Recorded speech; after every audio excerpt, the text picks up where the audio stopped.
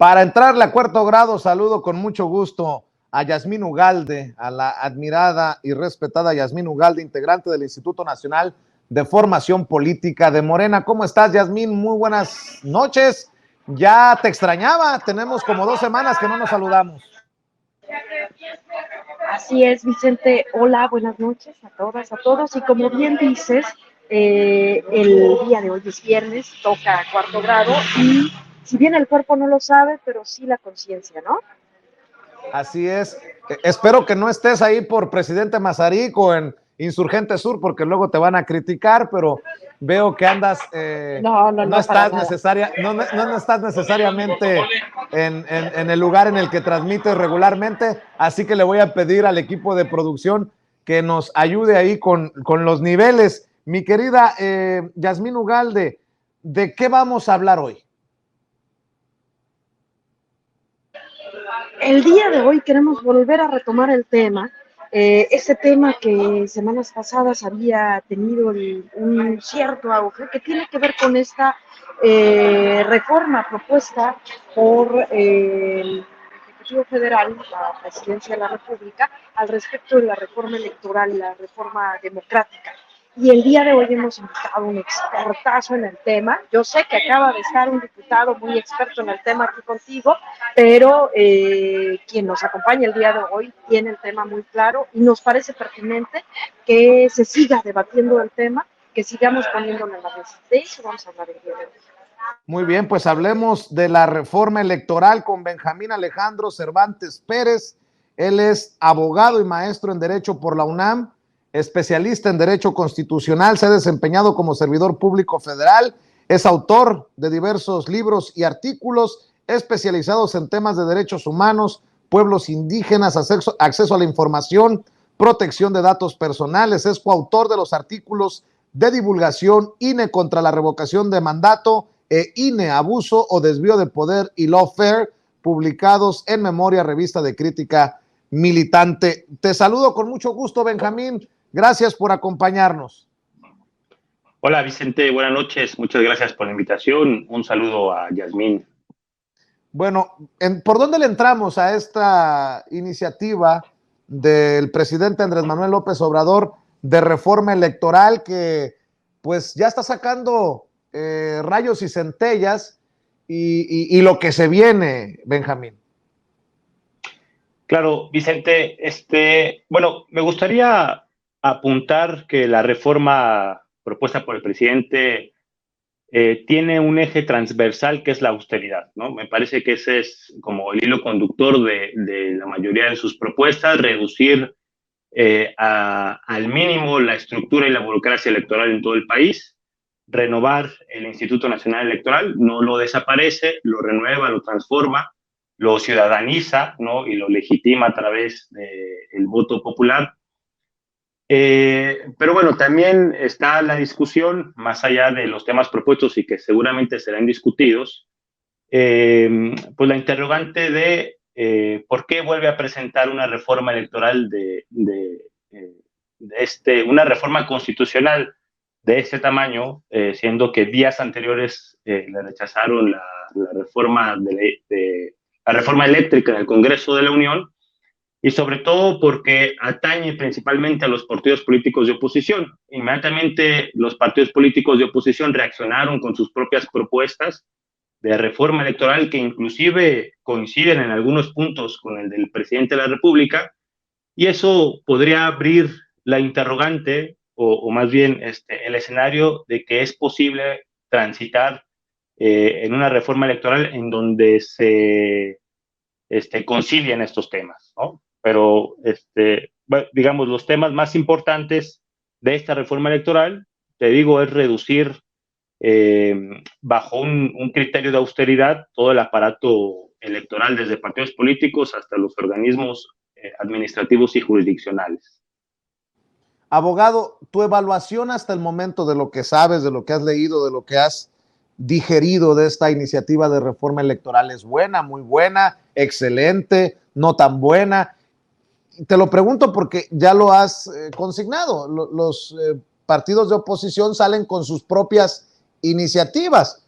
lo que me habla de que sí se necesita una reforma electoral desde su visión, desde la visión que quieras, cada quien con su reforma. ¿Cómo ves la del presidente? Mira, sin intentar calificarla, ¿no? Como excelente esta reforma electoral, me parece que hacía falta reflejar una reforma electoral para el movimiento de la Cuarta Transformación y que el presidente cumpliera ese compromiso con su gente, ¿no? Yo creo que el presidente cumple al presentar esta reforma electoral y además coloca en la opinión pública temas importantes para que se empiece a generar las condiciones sociales, que eso no sucedía con las otras reformas electorales en sexenios anteriores, ¿no? Sabemos que este tipo de reformas electorales que tenían una intención de fortalecer las cuotas partidistas y sobre todo de engrandecer al aparato burocrático electoral,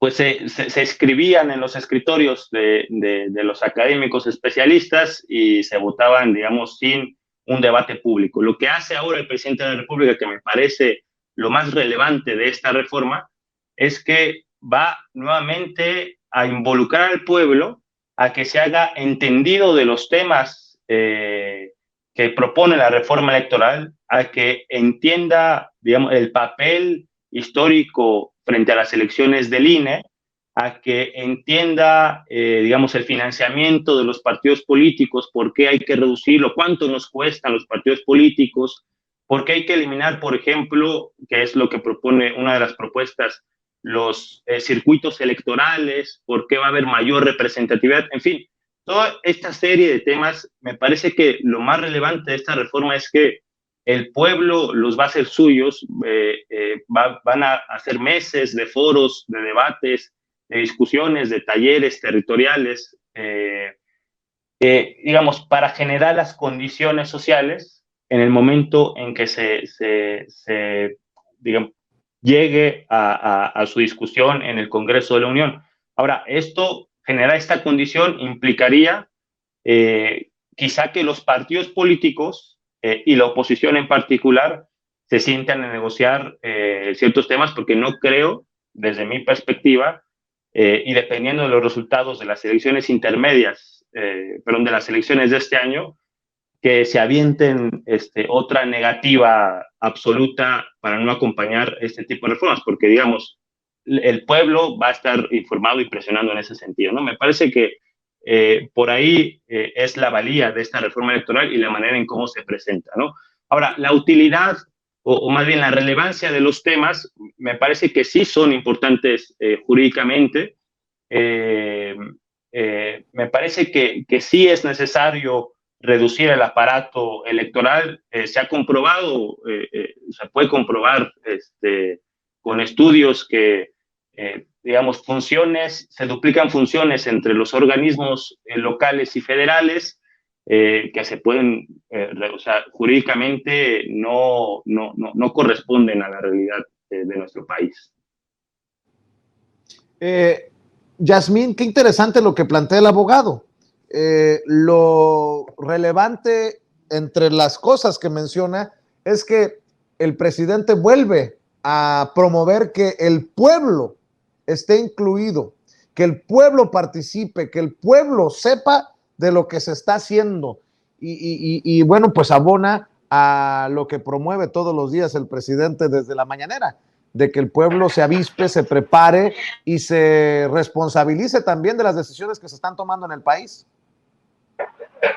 Justamente, fíjate, a mí me parece que es clave, ¿no? Es decir, hablar de una reforma electoral en términos democráticos le quita el peso a solamente pensar esto en términos electorales, sino es la propia propuesta esta donde el instituto electoral tenga el matiz de que también se tiene que nombrar que es para consultas, ya involucra inmediatamente a la ciudadanía. A mí me parece que uno de los matices que tiene esta reforma implica lo siguiente: si bien hablamos de la representatividad, ¿no? Esta que se nombra de que si menos diputados, si menos regidores, si menos senadores, que cómo se elige, que si los plurinominales, esta gran discusión, a mí me parece que hay una más profunda todavía y que tiene que ver con repensar la representación, ¿sí? Es decir, nos representan actualmente a la ciudadanía, es representada en estos órganos o no. Y esto lo llevo a que la democracia que promueve la cuarta transformación es una democracia participativa, pero también protagónica. ¿Y quién es el protagonista de este cambio verdadero?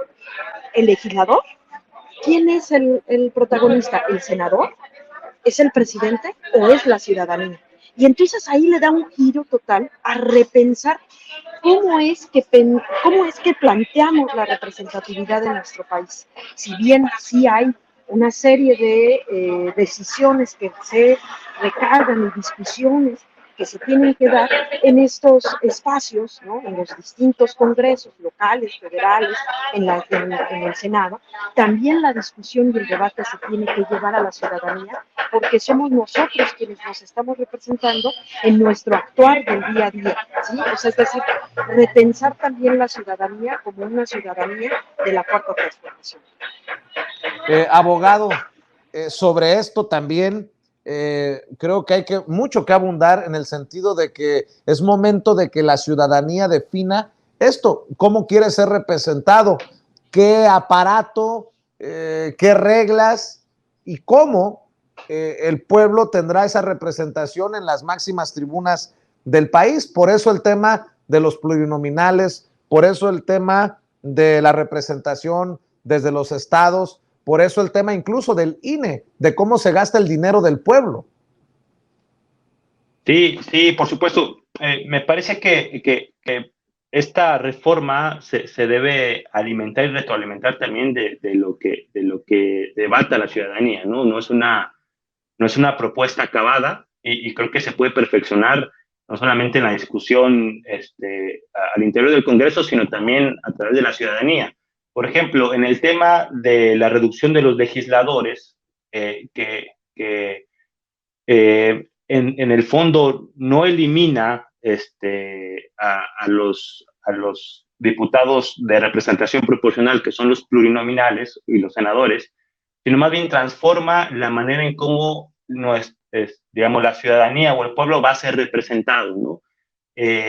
Se reconoce un mecanismo que es a través de listas por entidades federativas, en donde la ciudadanía va a votar por partidos políticos, de acuerdo a la iniciativa, y los partidos políticos ya van a tener predefinidas sus listas y nosotros vamos a votar, digamos, si estamos de acuerdo o no con esas listas de legisladores que nos van a representar, ¿no?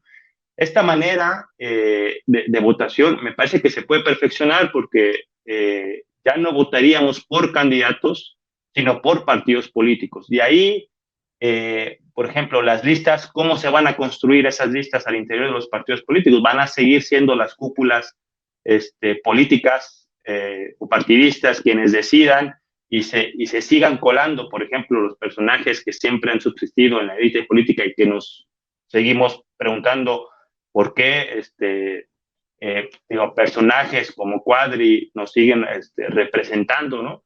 Hay que tener también, digamos, cuidado con ese tipo de mecanismos.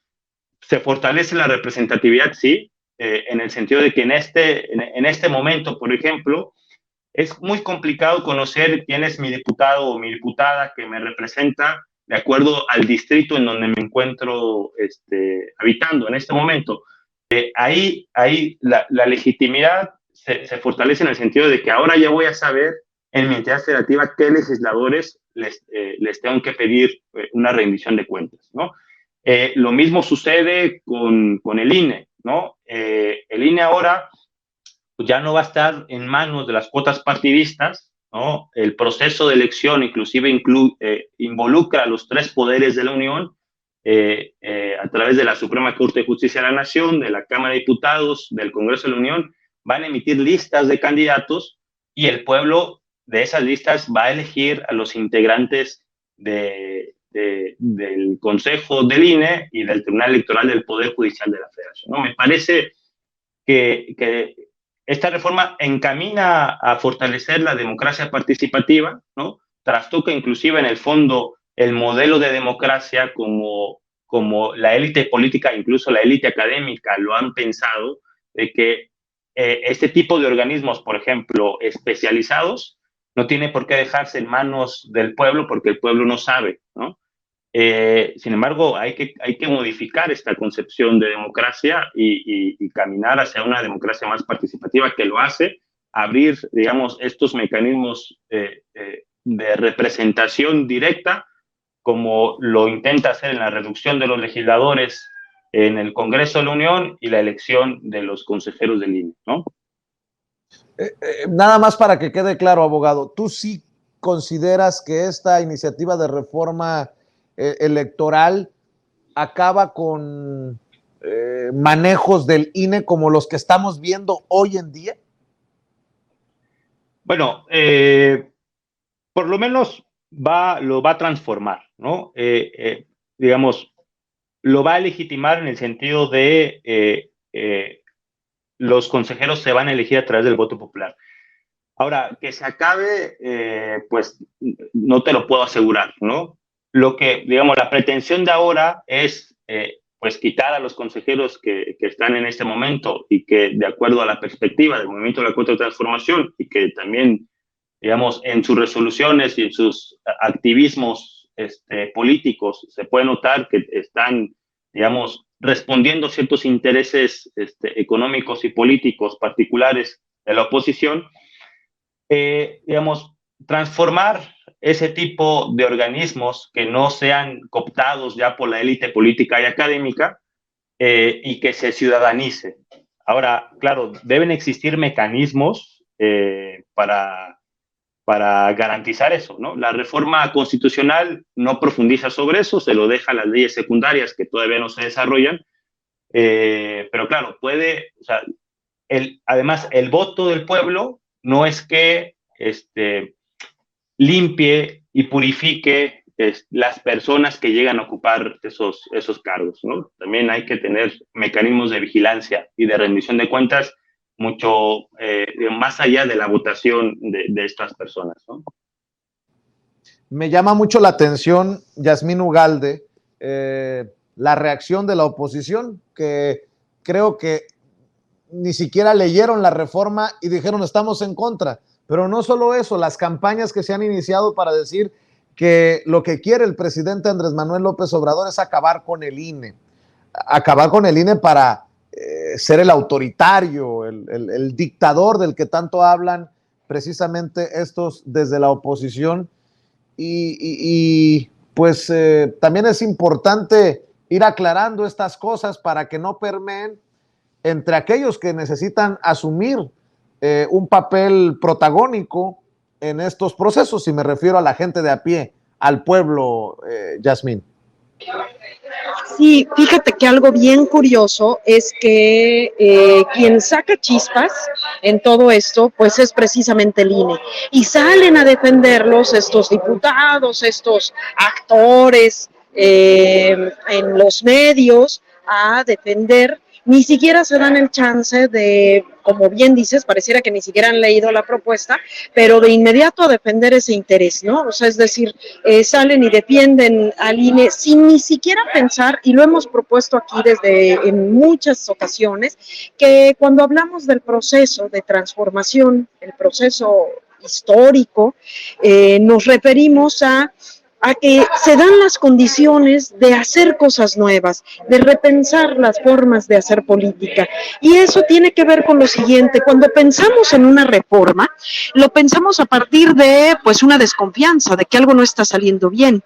Y sabemos perfectamente que el actuar del Instituto Nacional Electoral ha dejado un déficit, pues nos ha dejado de ver dos cosas en concreto.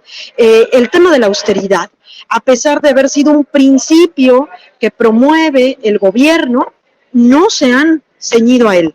Y el segundo gran fracaso del INE, pues es decir, en esta gran oportunidad, ¿no? Ha sido la negligencia ante la consulta popular del juicio expresidentes y la revocación de mandato.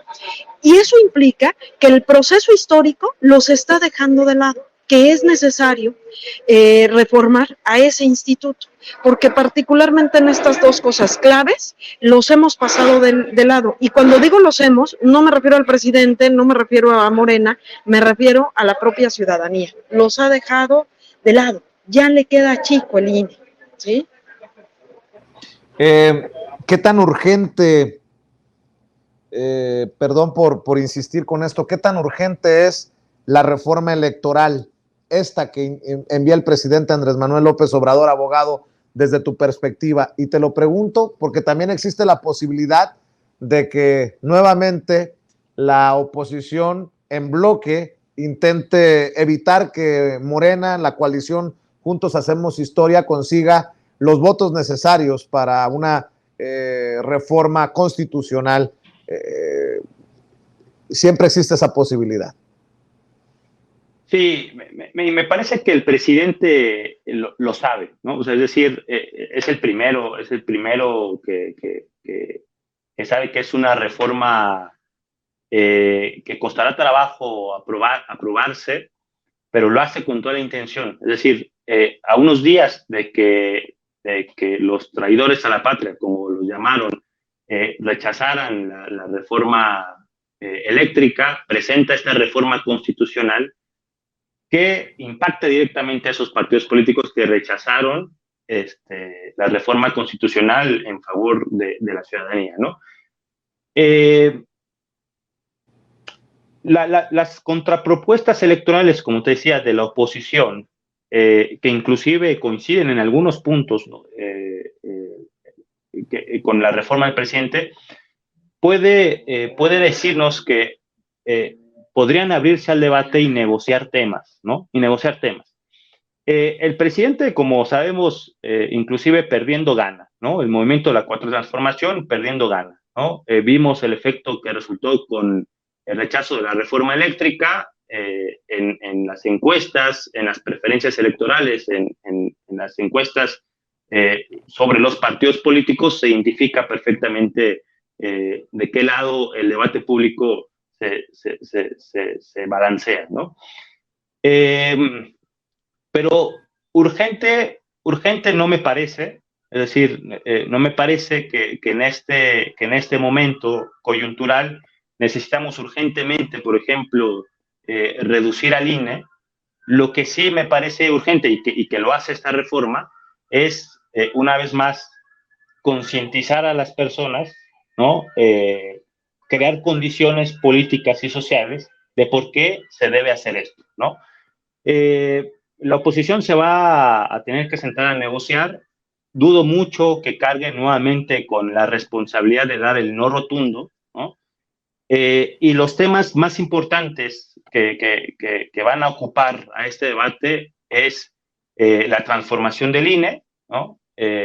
Al INEC, la reducción del presupuesto de los partidos políticos, porque la propuesta propone eliminar el gasto ordinario de los partidos políticos, ya no mantener sus actividades fuera de las elecciones, ¿no? Que esto inclusive también afecta al propio Morena, ¿no? Al partido político del presidente. Y me parece que esos dos temas van a ser los más discutidos, ¿no? Si hay no algo, tanto abogado, la reducción. Si hay algo Sí. que le pudieras mejorar desde tu perspectiva, ¿qué sería?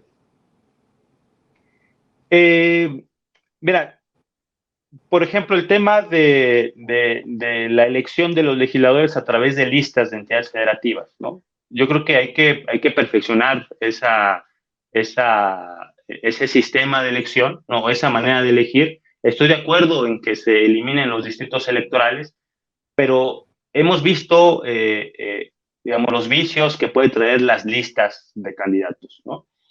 Ya, o sea, digamos, fuera de ahí, me parece que es una propuesta razonable, una propuesta clara, inclusive, y concisa, de reducir el aparato electoral, ¿no? Y ciudadanizarlo, ¿no? Muy bien. Yasmín, ¿con qué cerramos? Cerraría con lo siguiente. hay un cuestionamiento, pues, ¿no? Que ya lo mencionaba Benjamín, que tiene que ver con lo siguiente: el hecho de que acabamos de venir de presentar la reforma eléctrica y los resultados que obtuvimos, ¿no? O sea, es decir, en términos de votación, pareciera ser una cosa de locos que el presidente, acabando eso, presente esta reforma que implica lo mismo, ¿no? O sea, vuelve a llamar al debate, vuelve a hablar de un parlamento abierto en las cámaras, es decir, la misma ruta, y que pareciera ser que, para como se han ya pronunciado la oposición, pues van a votarla también en contra. Pero me parece que de resaltar que es responsabilidad del presidente poner el dedo, pues ahí, sí, o sea, es decir, ser irresponsable de su parte, ver que hace falta esta reforma y no presentarla. Me parece que es un posicionamiento, una postura política que se tiene que mantener y que habría que celebrarla, por lo menos quienes estamos impulsando la cuarta transformación. ¿Con qué cerrarías tu abogado, Benjamín Alejandro Cervantes Pérez, abogado y maestro en Derecho por la UNAM, especialista en Derecho Constitucional? No te escucho. Ahí está, perdón. Está, no te había escuchado. Sí, Vicente, no, me parece que la coyuntura política, lo que dice Yasmín, es que el presidente cumple con su gente, ¿no? Cumple con el movimiento de presentar esta iniciativa, ¿no? Si se aprueba o no, ya no va a recaer en la responsabilidad del presidente. Y lo importante es que comencemos a difundir y a discutir estos temas, ¿no? Esa es la verdadera intención de esta reforma política. Vamos a ver cómo se acomodan las legislaturas en estas elecciones que vienen de este año. Inclusive el próximo año se van a renovar 4 consejeros del INE, ¿no? Es decir, si no pasa la reforma electoral en ese sentido, Morena tiene la posibilidad de renovar esos 4 consejeros electorales en el INE y también ahí generar condiciones más equitativas rumbo a 2024. Entonces, la negociación también va a ser muy interesante en este sentido. Muy bien, pues te agradezco, abogado, que nos hayas acompañado en este cuarto grado en Sin Censura. ¿Por qué no cerramos invitando a la gente, si es que quieres compartirlas, tus redes sociales? Gracias, Vicente. Me pueden encontrar en Facebook y en Instagram como Benjamín Cervantes. Lo que necesiten, estamos a la orden. Te agradezco mucho y te estaremos molestando, si nos permites, para seguir desmenuzando estos temas de aquí a que se discuta y se vote en la Cámara de Diputados. Yasmín Ugalde, hay que también invitar a la gente para que esté al pendiente de los esfuerzos del instituto. Así es, les invitamos como siempre a visitar las distintas plataformas del Instituto Nacional de Formación Política y como siempre, como cada viernes, te agradecemos muchísimo el espacio, Vicente. Me disculpo tremendamente por el ruido que me acompaña el día de hoy, pero he de decirte que estamos en territorio, estamos terminando de brigadear una de las colonias en uno de los estados donde nos estamos disputando la gobernatura y donde por supuesto la vamos a ver. Claro que sí, gracias Yasmín Ugalde, gracias abogado, estamos al pendiente para una próxima ocasión que espero sea muy pronto y a Yasmín la esperamos como todos los viernes aquí en Sin Censura. Bueno, déjenme cerrar aquí. Amigos, amigas, regresamos en breve, pero mientras seguimos hablando sin pelos en la lengua, Sin Censura, usted puede suscribirse a nuestros 3 principales canales en YouTube. Sin Censura Media, en donde tenemos más de 1.600.000 suscriptores, Sin Censura TV, en donde tenemos más de 1 millón de suscriptores, y en Sin Censura Presenta, en donde queremos llegar muy pronto a los 100,000 suscriptores. Si usted ya está inscrito en Sin Censura Media, suscríbase en Sin Censura TV. Si ya está suscrito en Sin Censura TV y Sin Censura Media, suscríbase a Sin Censura Presenta. Recuerde que es gratis, no tiene que sacar un solo centavo de su bolsillo para apoyarnos. Dele clic en la campanita para que los señores y señoras de YouTube Envíen las notificaciones cuando estemos transmitiendo en vivo y en directo o estemos subiendo videos. También nos puedes seguir en Twitter en @Vicente Serrano y hasta en Instagram. Ojo, también estamos en Instagram. Son nuestras redes sociales y con el apoyo de ustedes seguimos creciendo, porque con ustedes todo, sin ustedes nada.